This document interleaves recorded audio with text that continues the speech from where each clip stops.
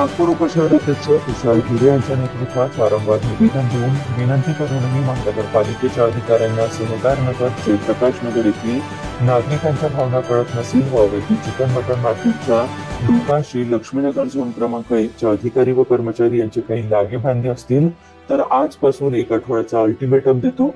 जर अवैध मार्केट हटवले नाही तर या झोन ऑफिस मध्ये येऊन आम्ही चिकन विक्री करू असा निवेदनाद्वारे इशारा देण्यात आला। मनसेचे प्रदेश सरचिटणीस हेमंत गडकरी व शहर उपाध्यक्ष तुषार गिरे यांच्या नेतृत्वाखाली मनसे शिष्टमंडळाने झोन क्रमांक 1 च्या सहाय्यक आयुक्त यांना हा निवेदन दिलं।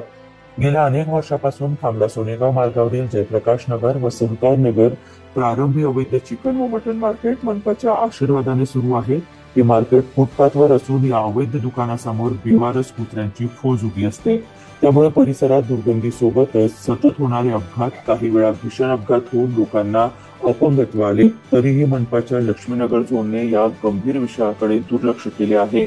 आज मनसेच्या शिष्टमंडळाने पुरावे सादर करून सहाय्यक आयुक्त श्री चौधरी व निरीक्षण केडसरकर यांना निवेदन व विस्तृत माहिती दिली। त्यासोबतच हे चिकन व मटन विक्रेते कोण आहेत, कुठल्या भागातील नागरिक आहेत याची माहिती मनपाकडे उपलब्ध आहे का असा सवालही केला।